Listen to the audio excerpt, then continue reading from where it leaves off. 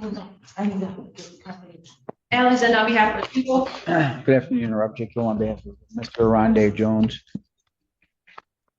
Your name, sir? Orondee, last name Jones. Your Honor, can we briefly approach on this matter, please? You may.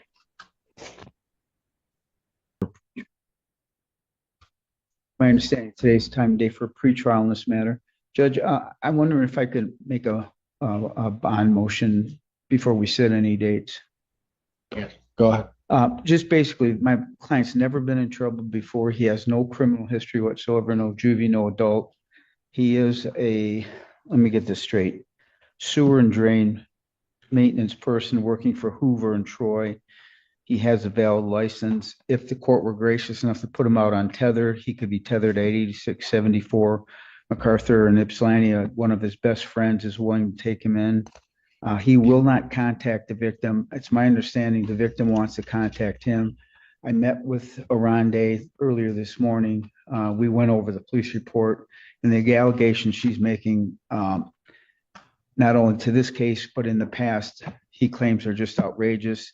I understand the victim may have a different perspective of that, but all that being said, Judge, he's on a $25,000, 10% bond. Judge, we're asking if the court would consider a PR bond on tether or a nominal cash bond. He will not contact the victim.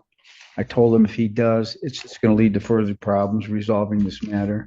But at this point, we would ask if you would consider that tether release.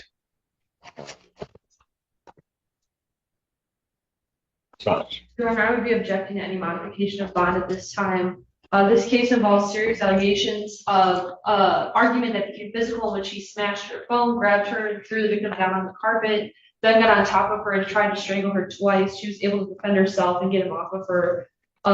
She then tried to scream for help, and he put his hand over her mouth and pushed her back to the ground. When officers arrived, she had laceration to her neck, redness on the right side of her upper lip, and carpet burn. He also has a dismissed CV from 2021 out of 1482. So given this and the facts in the police report, I would be objecting to any modification of bond at this time. Just very briefly, Judge, when he will acknowledge that when he kind of got mad, he threw the phone down, it cracked. I mean, he didn't do it to do it, but his action caused the phone to crack. Again, there was some tussling in the room, but you read the police report and it looked like World War III, and he said that's not what happened. And again, I'm asking because he has no criminal history, he's a productive citizen. We're asking that the court please consider a bond reduction. What are you asking to do with this case? And then I'll roll on bond. Judge, I got to advocate on behalf of my client the best. He's telling me that again, if it were just a plead to the phone, I would plead him up in 30 seconds. The domestic violence charge, again, as I explained to the court, this couple has been going on for 10, 12 years. I don't know what's going on between them, but again, it doesn't seem like there's a history of violence between these two people. And I believe what my client's telling me, which obviously is opposite what the victim's saying. I believe she's here wanting to have contact with him. I told him if that happens, he'll probably end up in jail if you were to release him again. He should have no contact with her. So the domestic violence case, he doesn't want to plead to that. So I guess we're setting it for a jury trial. And Your Honor, I did just want to note for the court, the dismissed case from 2021 was with the same victim. All right.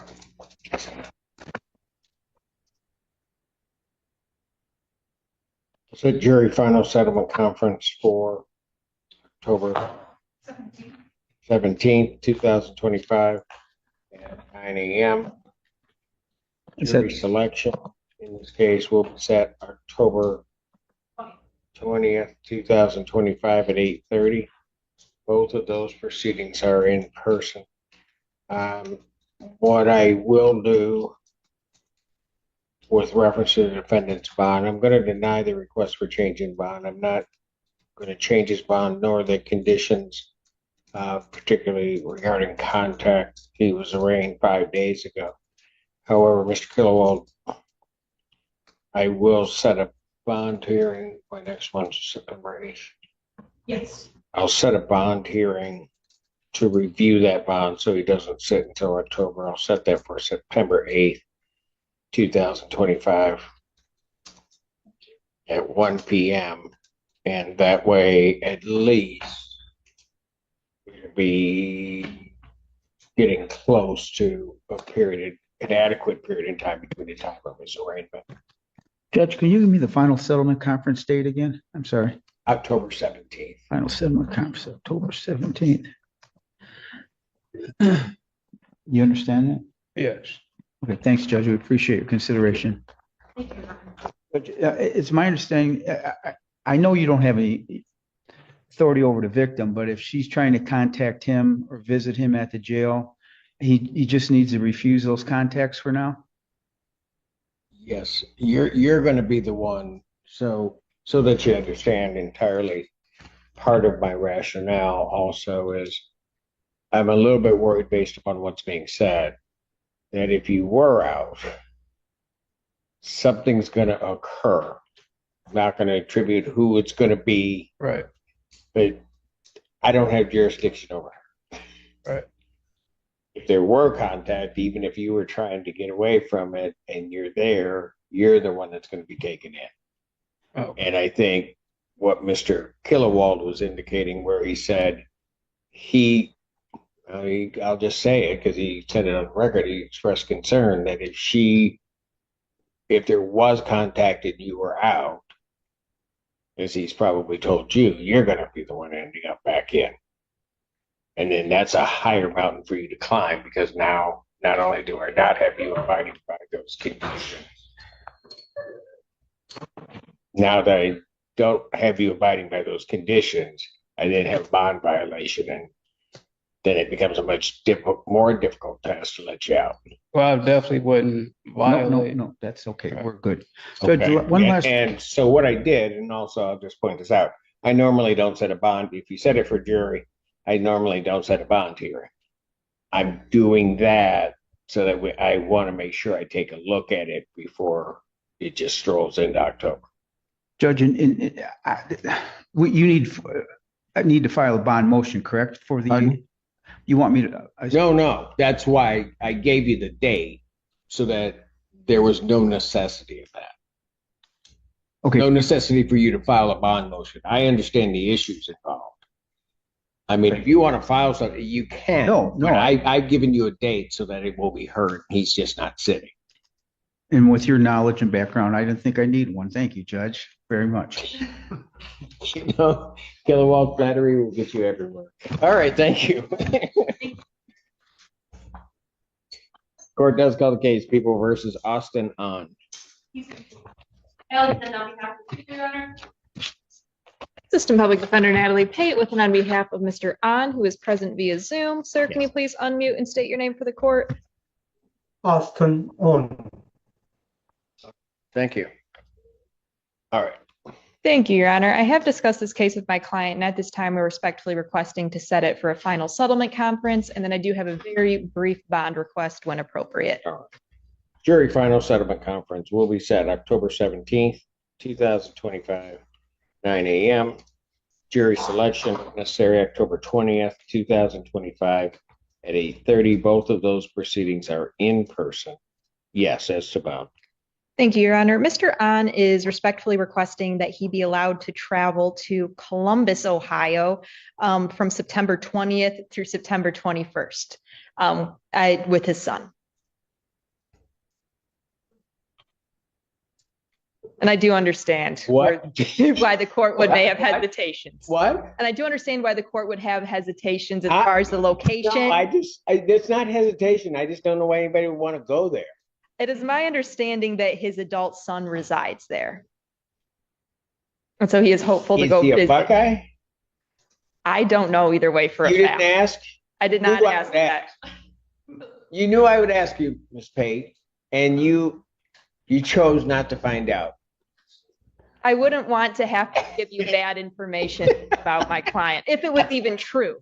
I do not know if Mr. An's son is a Buckeye or not, but I do know he would like to go to Columbus, Ohio, those 2 dates. See him. Any response from the You people? would have no objection. Columbus is a great place. Oh, that's right, because you're in Ohio. Yeah, I knew there was something about her that I didn't like. Yeah, but you're on the other side. You're toward Cleveland. We don't have a college team for football You there. guys don't have a college. There's a reason. So hold it. Are you a Buckeye fan? You, all this time, you have been sitting in my courtroom and it's, Really pains Katie too. She get can't. the cuffs out. We'll just lock her up with the next case. Just.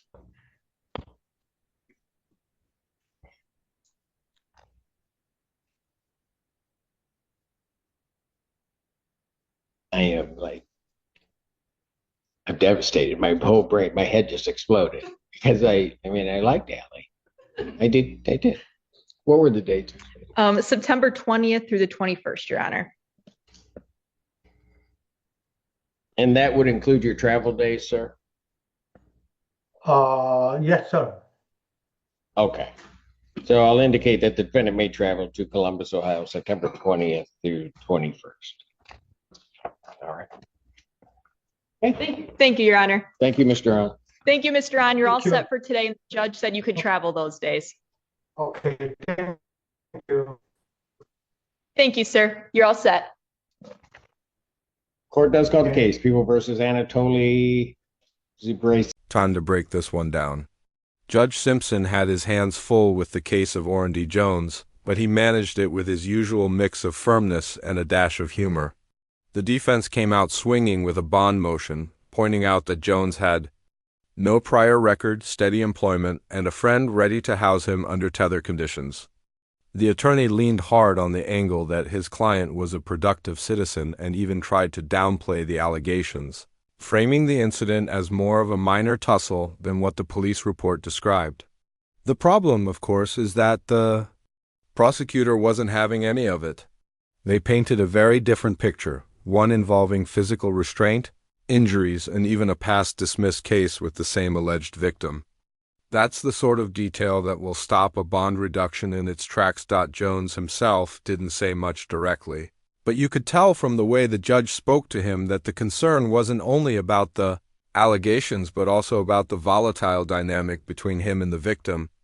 The judge made it clear, if he's released and there's contact, whether he initiates it or not, he'll be the one facing consequences. That's a message defendants hear all the time, but Simpson went a step further. He explained why the court had to take that cautious stance, spelling out the reality that one misstep could make things exponentially harder down the line. It wasn't harsh, just practical, and it showed the judge was balancing fairness to the defendant with protection for everyone involved.